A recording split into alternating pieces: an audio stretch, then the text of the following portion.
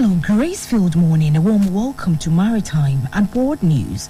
Maritime and Port News is proudly sponsored by the Ghana Shippers Authority. They provide you with the best in all your shipping solutions. Contact them at the Shippers House in Accra. You can also join us on YouTube on Omanfm and on Facebook on Neto TV GH. You can listen to Maritime and Port News on FM in Kumasi. I am Nanesi Boateng in our stories.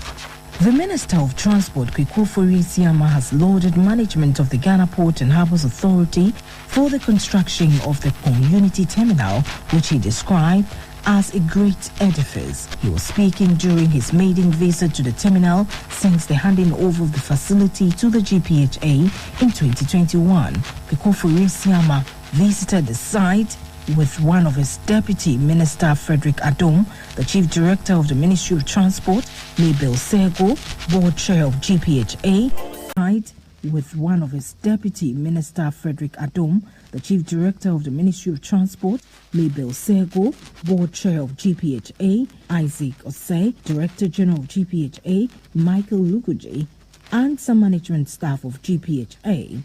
The minister said the terminal is critical to government's objectives of promoting efficiency in the maritime trade. He tasked GPHA to evaluate the possibilities of investing in other facilities nationwide to make ease the cost of doing business.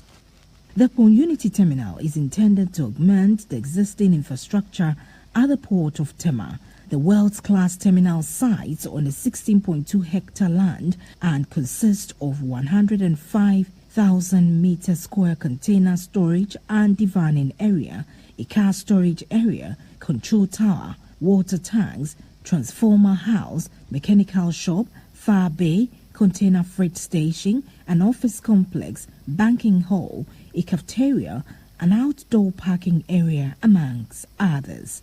The project, which took 5 years to complete, was funded through $120 million loan procured from the Canadian Commercial Corporation and the refinance, engineer, procure, and construct contract. In other stories, a principal revenue officer at the Custom Policy and Program Unit, Smile Agbenu, has disclosed that the digitization of customs clearance processes at the port has brought about a high level of compliance from importers.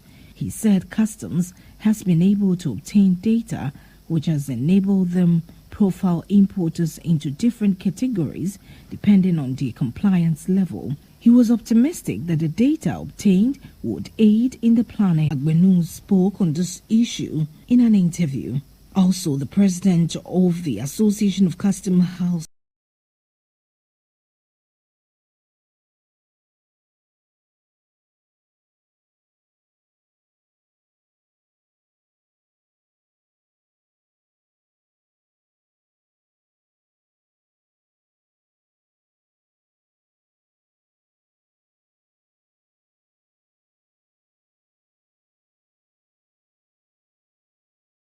agents, Achak Yauche, indicated losses and because stakeholders were not duly consulted.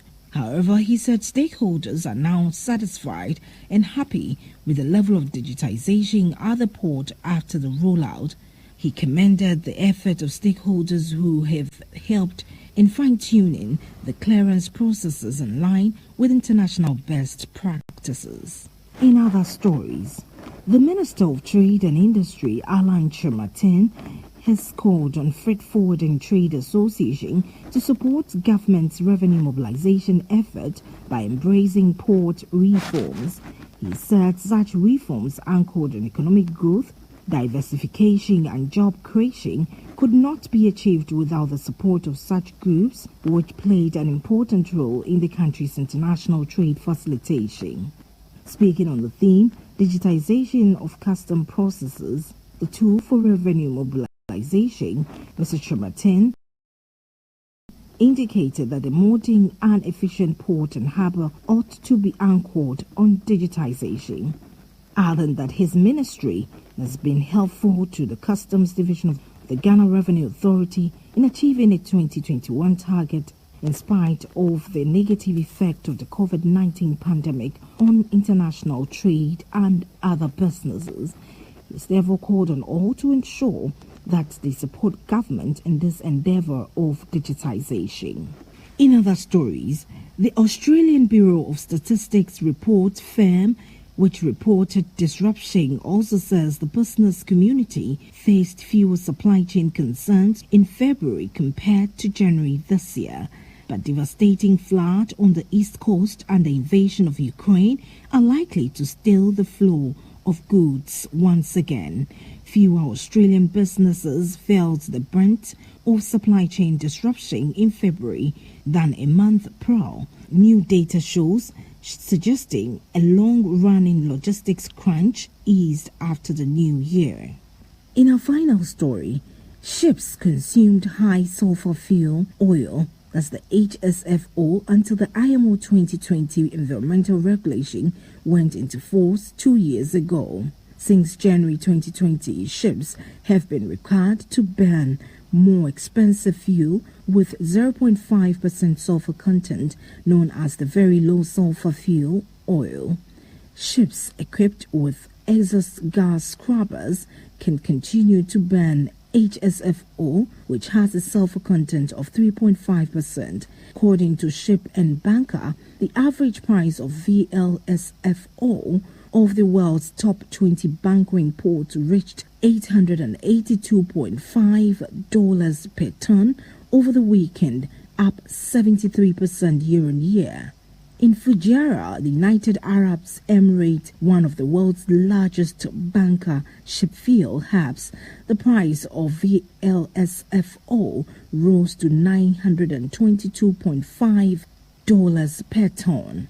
These price levels are unprecedented and partially created by the war between Russia and Ukraine.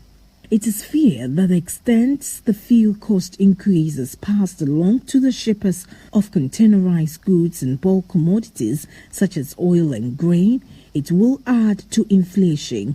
But to the extent that it will not pass on, it will also lower shipping's bottom line.